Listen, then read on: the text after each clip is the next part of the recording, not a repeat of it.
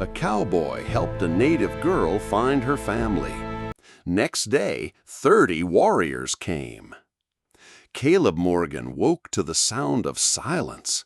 Not the ordinary kind, filled with bird calls and wind brushing the cottonwood leaves.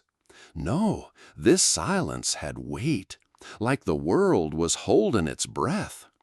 He sat up slowly on his straw mattress, the musty scent of dirt and old timber filling his lungs. Morning light filtered through the cracks in his cabin walls, golden and cautious. For a moment, he thought maybe he'd imagined it. Then he heard it again, or rather, didn't hear it. The horses behind Miller's barn should have been whinnying by now. The old bell in town should have clanged twice already.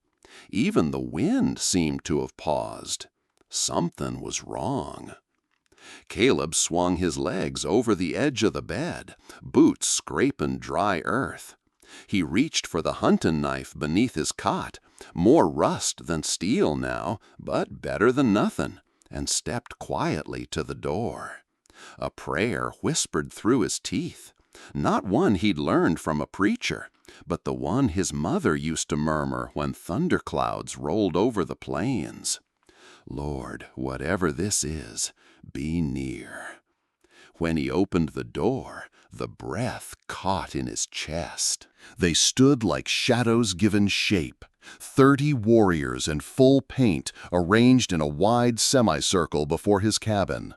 Their eyes, dark and unreadable, were fixed on him. Not one flinched, not one spoke. Just rows of broad shoulders and spears catching the morning sun like fire. It wasn't a threat, not exactly, but it wasn't a welcome either. Caleb stood frozen, hand on the doorframe, mouth dry as chalk. He knew who they were, Lakota warriors from the northern hills. Known for swift justice, deeper loyalty, and a silence sharper than any blade. The man in the center wore 2 eagle feathers and a breastplate made of bone. His face was marked with red lines like rivers across weathered land. He stood a little ahead of the others, a leader, a father. Then it hit Caleb like a punch to the ribs. Naira, the girl from the creek.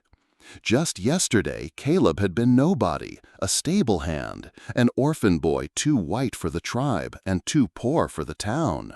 Now the most feared warriors in the territory were standing outside his home, like sentinels, like judges. And all because he chose not to walk away. His fingers tightened on the doorframe as memory pulled him backward, to the girl with blood in her hair and fear in her eyes, to the sound of crying among the willows. What had he done? More importantly, what came next? It had started with a sound, barely a whisper. Caleb had been walking the creek bed just past the bluffs, eyes scanning the ground for any scrap of metal or washed-down coin the spring floods might have surrendered. The wind was crisp, carrying the scent of thawing earth and pine sap. Then he'd heard it, thin, broken crying, floating on the breeze like smoke. At first he thought it was an animal, a fox maybe, but it wasn't. He followed the sound upstream, past the twisted roots and moss-draped branches. That's when he found her, curled beneath a fallen log, clothes soaked and torn, one leg bent at a strange angle. Her face was streaked with mud and blood, hair tangled with leaves, but her eyes, those eyes burned with wild defiance. Not the gaze of someone waiting to be saved, the gaze of someone who had survived 3 days on fear and will alone. She flinched when he stepped into view, scrambling back on elbows, speaking fast in a language he didn't understand. Her breath came in sharp bursts, as if each word hurt. "Easy," Caleb said, hands raised slowly, palms up. "I'm not here to hurt you." She hesitated, studied him. Then, in halting English, she whispered, "Help, please, family, gone." That was the moment. He could have turned away, should have, maybe. Helping her meant being branded a sympathizer, a traitor. Townsfolk already treated him like stray cattle, barely tolerated, never trusted. Thomas Granger would love an excuse to finally break something more than Caleb's pride. But Caleb saw something else in her, himself, 8 years old, standing beside 2 unmarked graves, nowhere to go, no one to call his own. He'd crouched, offered her his hand. "I'm Caleb," he said gently. She took it, her fingers ice cold. "Naira." Helping her stand had taken all her strength. She leaned on him, limping badly, but didn't complain, not once. There was something fierce in her silence, something sacred. He brought her home. The shack wasn't much, just 3 crates, a straw mattress, and a rusted kettle, but it was dry, safe. It was enough. "Live alone?" she asked as he pumped water outside. "Since I was 8, he replied. Town's been stuck with me ever since. Something shifted in her face, a softening. Loss recognizes loss. As he cleaned the gash on her forehead with trembling hands, she didn't flinch, just watched him, as if memorizing his face. When he asked about her family, she pointed north. "Storm came. We were traveling. I fell in river. When I climbed out, no one. A chief's daughter, caught in a storm. Missing for days. That meant people would be looking. Warriors, armed, angry." Caleb's heart dropped. He'd just become the center of a powder keg, and someone like Thomas, was already striking the match. That night, as the wind howled outside and Naira slept curled under his old blanket, Caleb sat by the door, knife in hand, eyes wide open. He didn't know who would come first, the girl's enemies or his own. Can you guess what's about to happen? Leave your prediction in the comments. Like the video to motivate me to make the next videos. Thomas Granger wasn't a patient man. He stood on the ridge above Ash Ridge's eastern creek, chewing a blade of grass and narrowing his eyes at the boy below. From this distance, Caleb Morgan looked like nothing more than a shadow crossing the water's edge. But the shape beside him was wrong. Too small for livestock, too upright for cargo. Then the figure stumbled, and Caleb reached out, catching it by the arm. Granger's lips curled. The shape was a girl, and not just any girl, a native. He spat the grass from his mouth, the bitter taste lingering. "So it's true," he muttered, "the orphans turned." In town, people had whispered for years that Caleb was strange, raised by a preacher with a soft heart and no sense. But harboring a savage girl? That wasn't soft, that was treason. He turned and walked back toward town, boots crunching dry pine needles. By the time he reached the livery, a plan had begun to take shape in his mind, simple, direct, and guaranteed to stir the pot. All he needed were the right words in the right ears. Back at the cabin, Caleb sat cross-legged on the floor, pressing a wet cloth to Naira's temple. The fire crackled low, the only sound in the small wooden space. Naira blinked slowly. "This safe place?" Caleb gave a short nod. "It's all I have, but no one'll bother us here. Not tonight." She looked around, taking in the mismatched furniture, the cracked Bible on the shelf, the locket hanging from a nail near the door. "You live here alone?" "Since I was 8. She touched the locket lightly, reverently. "Family?" "My mama's. She died when the fever came. Papa didn't last much longer. They buried 'em both behind the church. After that, well, folks helped a little. Then they forgot." Naira didn't answer, but her silence was soft, not empty. Caleb could feel it, a shared understanding, old as grief itself. He glanced at her leg. "How bad's it hurt?" She shrugged. "I've had worse." Then a pause. "You believe in God?" The question caught him off guard. He glanced toward the shelf. Yeah, I think so. Some days more than others. Why? Caleb took a deep breath, leaning back on his heels. 'Cause if he ain't real, then none of this makes any sense. And I'd like to believe someone saw me, even when the rest of the world didn't. Naira nodded slowly, as if tucking the thought away for later. Outside, the wind shifted. The old horseshoe nailed above the door let out a faint creak.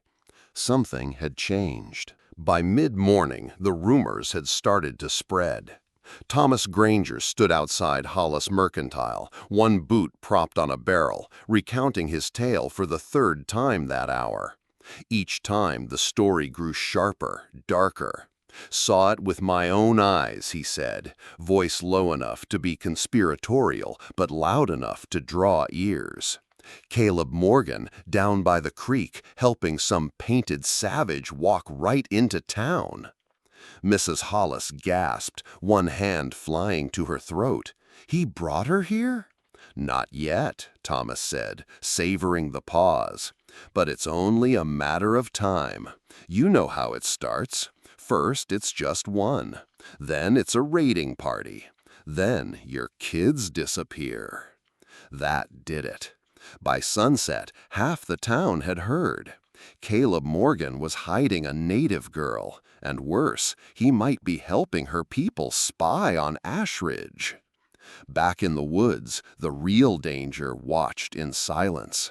3 figures stood beneath the shadow of a broken pine, faces half covered in red and black paint. One crouched near the earth, examining the faint tracks near the cabin's perimeter. The tallest, a man with a jagged scar across his cheek, didn't speak. He simply pointed. A child's footprint. Bare. Recent. His eyes narrowed. "She's close," he muttered in Lakota. "The chief's cub didn't drown." The youngest of the 3 spat. "We should have finished it at the river." The leader didn't answer. His gaze was fixed on the small shack through the trees. He could smell firewood, smoke, weakness. She'll slow them down. And the boy? He's alone. The scarred man turned, motioned with 2 fingers. Nightfall would bring silence, and silence would bring blood. Inside the cabin, Caleb stirred as the horses outside whinnied uneasily. Naira sat up slowly on the mattress, her hair tangled across one cheek. Something's wrong. Caleb moved to the window, pushing aside the frayed curtain. Moonlight bathed the clearing beyond his door. Trees stood still, but too still. Even the wind had hushed. Then he saw it. A figure, just for a moment, standing motionless at the edge of the woods, watching. His heart hammered. Naira's voice was barely a whisper. "Not my people. Not safe." Caleb reached for the knife beneath the cot, its handle warm from the day's heat. "Stay quiet," he said. "Don't light the lamp. Don't make a sound." He didn't know what was coming, but whatever it was, it had found them. The knock came just after midnight. Not loud, but deliberate. A sound too confident for a stranger, too sharp for a friend. Caleb froze. He had been sitting in the dark, back against the cabin wall, knife in hand, watching the shadows stretch and shift across the floor. Naira lay curled beneath the blanket, her breathing shallow, one arm pressed to her injured leg. The fire had long gone cold. The knock came again, 3 slow raps against the door, like a judge tapping the gavel before passing sentence. Caleb rose silently and moved toward the entrance, placing his body between the door and Naira. "Stay still," he whispered, barely audible. Outside, a familiar voice rasped through the wood. "Open up, boy. Got some questions need answerin'." Thomas Granger's stomach turned to ice. He didn't need to look through the slat to know Thomas stood with one hand on his belt, fingers resting on the pistol he always bragged had seen more justice than a courthouse. "I saw you yesterday," Thomas called, tone flat, almost bored. "Up at the creek. You weren't alone." Naira stirred behind him, eyes wide now, alert. "You find something out there, Caleb? Or someone?" The way he said someone made Caleb's skin crawl. He cleared his throat, forcing calm into his voice. "Was looking for driftwood, nothing else." Silence. Then the sound of boots crunching gravel as Thomas circled the cabin. "You sure about that?" The voice came again, now by the side window. "Town's buzzin' like a hornet nest. Folks think you're hidin' something. Or someone. And if they're right, well, wouldn't want them thinking you were siding with the wrong people." Caleb didn't answer. He could feel it now, the tension thick in the air. Like the moment before a storm breaks, when everything holds its breath. Naira sat up slowly, her gaze drifting toward the window. Then her whole body stiffened. Her hand reached out, grabbing Caleb's wrist with surprising strength. She pointed. Through the crack in the shutter, Caleb saw them. 3 figures, barely visible in the moonlight, standing motionless beyond the clearing. Painted faces like masks carved from darkness, eyes glinting cold. Not Lakota, not her people. Naira's voice was a whisper of terror. "Bad men, they take children, kill camps, not mine, not safe." Outside, Thomas was still circling. "Last chance, Morgan." "You open that door, or I drag you out by your ears." Caleb's mind spun. Open the door and hand her over? She dies. Keep it closed and wait? They all die. He looked down at the girl beside him, dirt on her cheeks, blood on her leg. But her eyes, those eyes still burned. Caleb made a decision. He turned to Naira, breath shaking. "We go out the back," he whispered. "You lead, I'll follow." She nodded once, no fear, just fire. Behind them, the sound of Thomas's boots grew louder. Time had run out. The back window groaned as Naira eased it open, her breath visible in the cold night air. Caleb grabbed his pack. Inside, a few strips of jerky, a worn photograph of his parents, and a $5 bill folded so many times it felt like parchment. He didn't think twice, just followed her into the dark. The earth outside was damp and soft underfoot. They moved low, weaving through brush and bramble, Naira limping hard, but never stopping. Caleb kept one hand on her arm, the other clutching the knife. Behind them, Thomas's angry voice boomed. "I swear to God, boy, you open that door!" The front of the cabin shook. A crash, the sound of splintering wood. He'd kicked it in.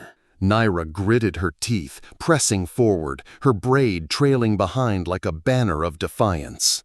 They reached the tree line. Just a few more steps, and they'd be near the creek, where the rocks gave way to a hidden hollow Naira had described earlier. A place she remembered from childhood, where the river curved and disappeared behind a wall of willows. But the night was not empty. 3 shapes stepped from the underbrush ahead of them, blocking the path. War paint gleamed under moonlight, black stripes, red circles, and eyes that didn't blink. They stood like wolves, backs straight, tomahawks loose in their hands. The trap had been set. Perfectly. Behind them, Thomas's boots pounded through the cabin. His shadow now approached from behind, gun drawn, curses flying. Caleb did the only thing he could. He stepped in front of Naira. She grabbed his hand, her voice a trembling thread. "Whatever happens," she said, "thank you." The scarred warrior at the front raised his tomahawk, muttering something low in his language. Naira translated, barely audible. "Better take us now, before my father finds." Then, a sound rolled across the valley, low, deep, and ancient. a war horn, echoing off the cliffs like thunder from the bones of the earth. The warriors paused. Then came the answering calls, from high above, from left and right, from places unseen. Caleb turned his head toward the ridgeline.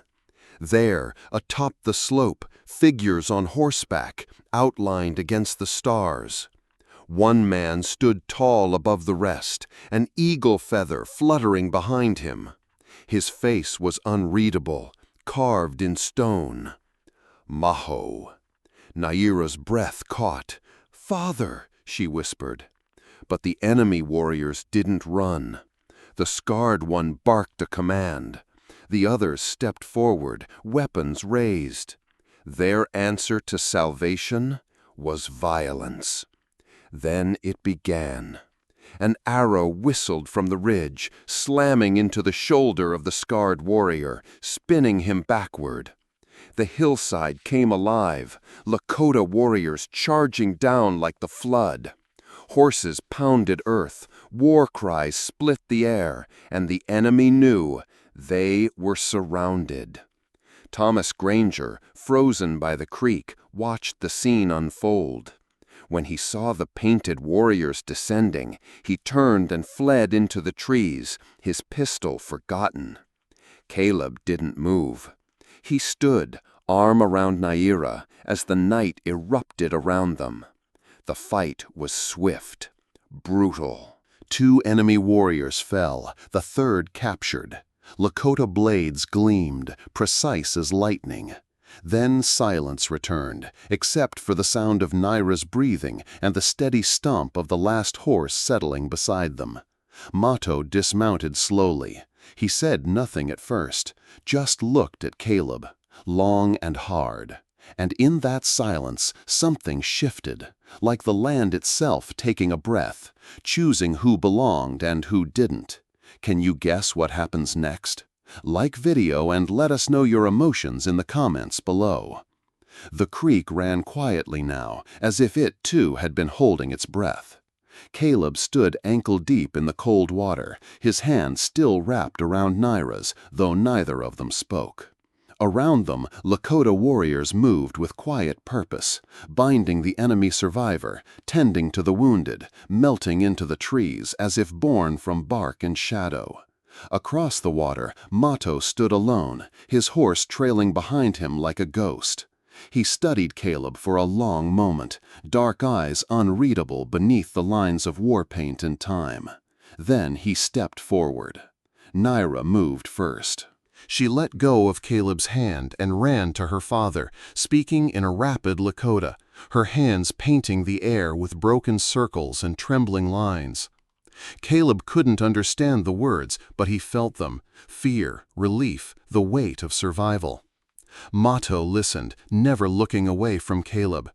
When she finished, silence stretched between them like a taut rope. Then the chief turned, his voice low and measured. "She says you saved her." Caleb nodded. I found her. She was alone." Mato stepped closer.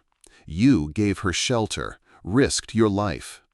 "I couldn't leave her," Caleb said, voice dry. "Not like that." A flicker crossed Mato's face, something between respect and sorrow. "You are not one of us," he said, "and yet you chose her over yourself. Why?"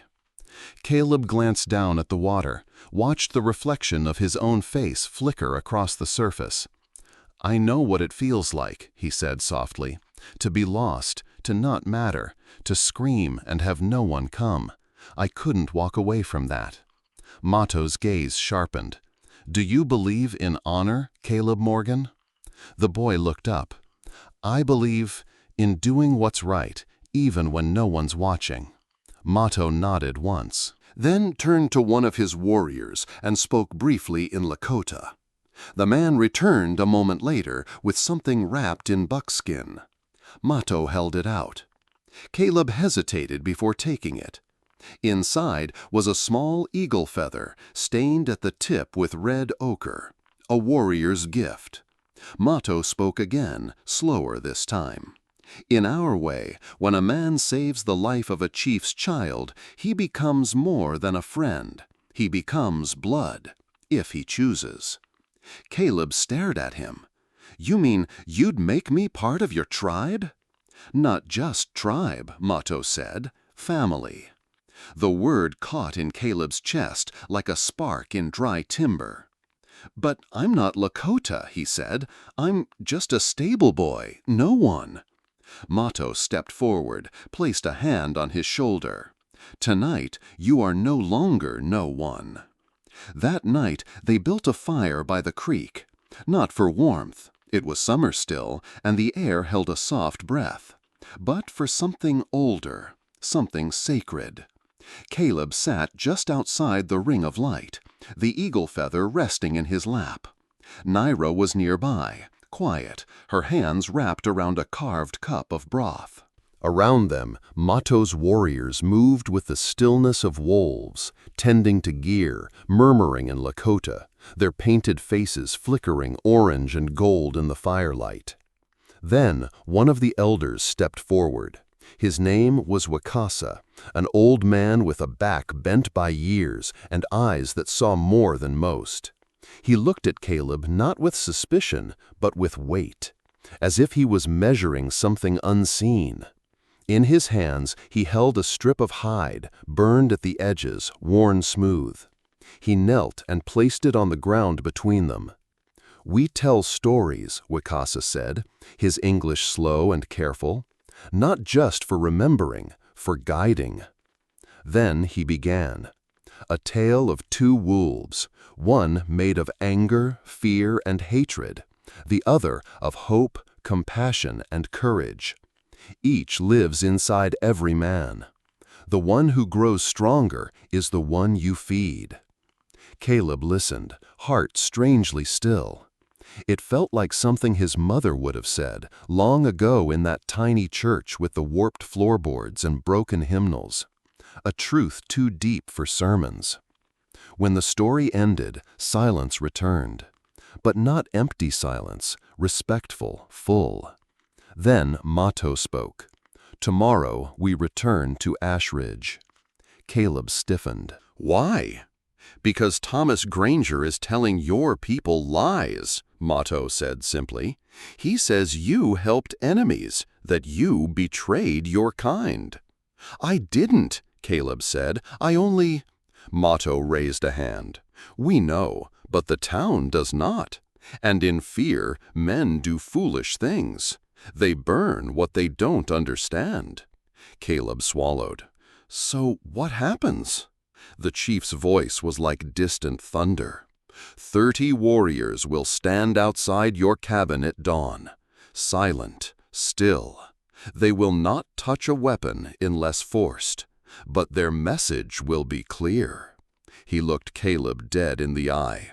"You are not alone." Those words settled deep, deeper than the fire's warmth. Caleb looked down at the feather in his lap. "I don't know your ways yet," he said. "I don't know what this means." "You will learn," Mato replied. "But tonight you must decide. Will you run, or will you stand?" Caleb thought of the creek, of Naira's trembling voice, of Thomas's fist pounding on his door, of the face in the woods, of the sound of the war horn splitting the valley like a blade. Then he thought of his mother's Bible, the line she'd traced with her finger so many nights he couldn't count. "Fear not, for I am with you." He looked up. "I'll stand." Mato smiled, not with his mouth, but with his eyes. Thomas Granger didn't stop running until he reached the edge of town. His boots struck dry dirt with uneven rhythm, each step kicking up dust and shame. He dropped his pistol somewhere in the trees. He couldn't remember when. Didn't care. His mind still echoed with the sound of that war horn, the rush of hooves, and the silent judgment in the eyes of the warriors who'd surrounded him without firing a shot. He didn't speak of the fight. He didn't mention how he'd watched from the shadows while a boy he'd mocked for years stood between danger and that native girl like some backwoods martyr. No, Thomas told a different story. He stumbled into Miller's tavern, voice ragged, eyes wild. "They're coming," he shouted. "Lakota warriors, 30 of them, maybe more, armed to the teeth. I saw 'em with my own eyes." The room went still. Mrs. Kavanaugh dropped her mug. The barkeep froze mid-pour. A miner near the stove muttered a curse under his breath. "What do they want?" someone asked. Thomas took a breath, just enough to lie. "They're here for the girl." The one Caleb Morgan's been hiding. Said they'd burn the town to get her back. Whispers turned into murmurs, murmurs into fear. "They're scouts," Thomas added. "Mark my words, spies. Caleb let 'em here." No one questioned him. Ashridge had been teetering on the edge for months. Cattle gone missing, 2 settlers found dead near the old river trail, and now this. It didn't take much to tip them. That night, the town gathered near the church steps, torchlight flickering across anxious faces. Pastor Whitley, old and weary, tried to speak of peace, of patience, of God's will, but his voice was drowned out by the crowd's unease. A man named Jennings spit into the dirt. "We wait and we die." A woman clutched her child tighter. What if he's right? What if Caleb's brought trouble to our doors?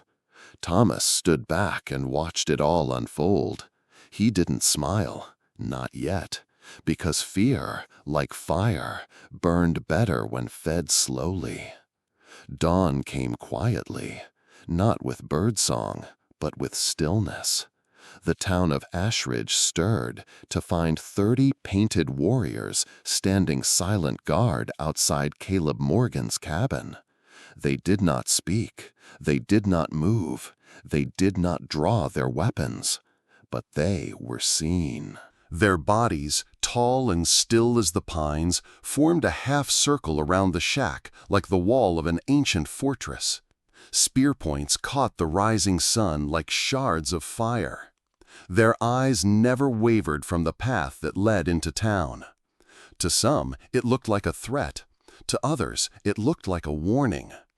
To Caleb, watching from the window, it looked like something else entirely. Family. He stood behind the curtain, eyes barely above the sill, heart pounding, not from fear, but awe. Beside him, Naira stood straighter than she had in days. She looked out at the warriors, then at him.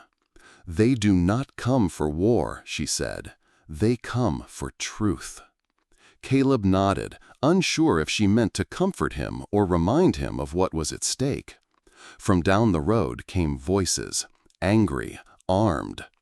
Thomas Granger appeared first, striding up the trail with 2 other men behind him. All carried rifles. Others followed, some reluctant, some furious, all confused. When they reached the edge of the warriors' formation, they stopped. Not a single Lakota moved. Thomas stepped forward. "We ain't here to start a fight," he called. "We just want the boy." No response. He raised his voice. "He's harboring a fugitive. That girl doesn't belong here. She could be the reason 2 settlers are dead." Still no movement, only eyes, watching, unblinking. Caleb stepped away from the window. "They're not going to speak," he said. "They already have." He pushed open the door and walked out. The silence broke, but not from the warriors, from the crowd. A gasp rippled through them as Caleb stepped into the light, alone but not unguarded. He didn't raise his hands, didn't shout, just walked forward until he stood between the warriors and the townspeople. "I'm not hiding anyone," he said. "I'm protecting someone." Thomas sneered. From what? From people who never cared what was true, only what they feared. That stung. Thomas lifted his rifle an inch, just enough to threaten. "You gonna hand her over?" "No." Caleb's voice was quiet, but it rang louder than any gunshot. "She's not a threat. She's a girl, hurt, scared, and lost. Like I was, like most of us have been, whether we admit it or not." The rifle didn't lower. Then one of the townsfolk, a woman named Ellen Boyd, widow of a rancher long gone, stepped forward. "She's the chief's daughter, ain't she?" she asked. Caleb nodded. Ellen looked at the warriors, then back at Thomas. "Then why would they send 30 men to guard a boy instead of burn this place down?" Thomas faltered. "Because even fear has limits, and truth, when wrapped in silence, becomes heavier than any bullet." The fire burned low, glowing like the last heartbeat of a long night. Caleb sat cross-legged beside Mato, the air between them warm with cedar smoke and something else, expectation. Around them, the warriors of the Lakota sat in a wide circle. No one spoke, not yet. Wikasa, the elder, stepped forward. He carried a small clay bowl filled with red earth mixed with ash, a symbol of memory, of blood, of belonging. He knelt before Caleb and began to speak, not in English, but in Lakota. His voice was low, rhythmic, like the wind rustling through cottonwoods. Naira sat nearby, translating in hushed tones. "He says when a man saves a life, he carries more than gratitude. He carries responsibility. And when a man gives without asking, he becomes more than guest. He becomes kin." Caleb lowered his eyes, unsure if he deserved the words. Then Mato spoke. "In our tradition," he said, "when a man joins the people, he is not given shelter. He is given a name. A name is not just a word, it is a vow." Mato dipped his thumb into the bowl and marked Caleb's forehead with a line of red earth. Mato continued, "You have walked through fire without running. You stood when it was easier to fall. You saw not a stranger, but a sister, not a threat, but a child of the Creator. And so we call you Wiyaha o Wichaza." He looked directly at Caleb, letting the weight of the name settle. Naira whispered, "It means he who chooses with honor." A hush fell. Caleb blinked. I don't know what to say." Mato smiled. "You don't need to. Your actions have spoken. And from this day, your blood is ours. Our battles are yours. Our shelter is yours. And our name is yours to carry." One by one, the warriors stood, hands pressed to their chests in silent salute. Caleb felt something rise in his chest, not pride, not exactly, not power, but something older, something he had never known, belonging. When it was done, Mato stepped closer, placed a leather cord around Caleb's neck. Hanging from it was a carved pendant shaped like a bear's claw. "For protection," the chief said, "and for reminder that even those who walk alone may find their people if they choose with honor." The stars above the valley burned cold and clear. Caleb lay on his back beside the dying fire, the carved pendant resting against his chest. Around him, the warriors of the Lakota slept in silent watchfulness, some with heads resting on saddlebags, others still awake beneath blankets, staring into the dark like sentinels of something older than time. He had never slept among so many, and yet never felt more at peace. Naira lay a few feet away, her face turned toward the creek. Every so often, she murmured something in her sleep, soft, almost melodic, like a prayer. Caleb didn't understand the words, but the sound of them soothed him more than any hymn he'd ever heard in town. He closed his eyes, but his mind didn't rest. He thought of Ashridge, of the crooked chapel and the tethered horses. of Ellen Boyd's face when she spoke up, of the silence that swallowed Thomas Granger's hate, of the war horn's echo, of the weight of Mato's hand on his shoulder. But mostly he thought of what came next. Because this wasn't the end. This wasn't the story of a boy who was saved. It was the story of a boy who had chosen, and now he had to decide who he would be, with that choice burned into his name. He reached into his satchel, pulled out the weathered Bible he'd carried since childhood. Its corners were torn, pages water-stained. His mother's handwriting still marked one of the Psalms in fading ink. God setteth the solitary in families. He let the words settle. He had no preacher to explain them, no pews, no candles, no organ. Just the crackle of coals and the steady breath of people who'd risked everything to protect him without asking for anything in return. He whispered aloud, not sure if it was prayer or promise, "Thank you." Then, as sleep finally came, a thought followed him down into the dark. If there are more out there, more lost ones like Naira, like me, someone's gotta go looking.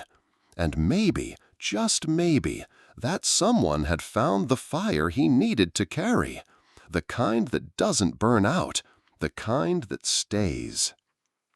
The sun hadn't yet cleared the ridge when the town of Ashridge woke to the sound of hooves, not galloping, not rushing, measured, deliberate. 30 warriors rode into town in silence, their faces painted with the marks of peace, but their presence said otherwise. They dismounted at the edge of Caleb Morgan's shack and took position, just as they had promised. Not as raiders, not as invaders, but as a wall between one boy and the anger of an entire town. Word spread before the dust even settled. By the time the general store opened, a crowd had gathered. No shouting, no accusations, just wide eyes and tight hands gripping the edges of coat sleeves and rifle stocks. Thomas Granger pushed to the front, face flushed with fresh fear and something uglier, wounded pride. "What in God's name is this?" he spat. "A declaration of war?" Mato stepped forward. He didn't shout, he didn't threaten. He simply raised one hand and spoke. "This boy," he said, his accent thick but precise, "saved my daughter when your people would not. He was alone. He had nothing, but he chose courage." Murmurs rippled through the crowd. Mato's eyes swept over them. "Now you say he betrayed you, that he brought danger to your doors. But the only danger was what you did not see, your own fear." Someone near the back shifted. Someone else lowered their rifle. Thomas clenched his jaw. "And you think 30 warriors scare us into silence?" Mato looked past him. "No, we do not come to scare. We come to stand. So you will know, if this boy is harmed, it is not only his blood that cries out, but ours." Thomas opened his mouth, then closed it, because something had shifted, not in the warriors, but in the townspeople. They had come expecting fury, revenge, violence, but what they found was discipline, strength bound in silence, and a kind of justice that did not wear a badge. From the back, a familiar voice broke the hush. It was Ellen Boyd again. She stepped forward, her apron still dusted with flour. "If they came for war," she said gently, "we'd be burning by now." She turned to Caleb, who now stood in the cabin doorway. "You saved her?" He nodded. "I couldn't walk away." Ellen looked at the others. "Then maybe we shouldn't either." No one replied, but the rifles slowly lowered, and Thomas Granger stepped back. By nightfall, the warriors were still there, silent, unmoving. Their presence no longer sparked fear, only reflection. Ashridge had not burned. No arrows had flown. No blood had been spilled. But something had changed. Caleb stood at the edge of the firelight once more, this time with Mato and Naira at his side. The townspeople had dispersed, some ashamed, some still unsure. But none dared threaten what now stood protected by something far stronger than weapons: honor. Naira pressed a bundle into Caleb's hands, a pair of moccasins stitched with patterns he couldn't yet read but felt in his bones. "Father says, you may live with us if you wish," she said, "or stay here. Either way, you are not alone." Caleb looked at her, at Mato, at the 30 warriors who had stood between him and the world. He thought of the boy he had been, mud on his boots, grief in his chest, no name but the one others used to mock him. And now he had a name that meant something, a family that chose him, not by blood, but by action, a faith not just whispered in fear, but lived out in fire and silence. He looked down at his hands. "I'd be honored," he said, voice low, steady, "to learn your ways, but—" He looked up. "There are others out there, other kids, lost ones, like Naira, like I was, and maybe they won't be lucky enough to find a creek or someone like me." Maybe someone needs to go looking. Mato didn't answer right away. Then he smiled, not wide, but deep. The kind of smile that came not from joy, but from recognition. "You speak like someone who has seen both sides of the fire," he said. "Then walk between them, and bring light where there is none." Caleb nodded. For the first time in 16 years, the air around him didn't feel cold. It felt right. As the moon rose over the valley, the warriors broke their circle and began to ride, one by one, back into the night. Not retreating, releasing. Leaving behind not an orphan, but a son. And the fire, it stayed, not in the coals, but in the heart of a boy who had chosen not to walk away. If this story stirred something quiet and deep in you, don't stop here. Subscribe for more Western love stories, tales where hearts find home, where silence speaks, and where love glows like a campfire that never dies. Let these stories warm the places words can't reach. If you like this video, comment number 1. If you don't, comment number 2. Please subscribe to the channel to watch more videos and give me more motivation to collect and share other stories.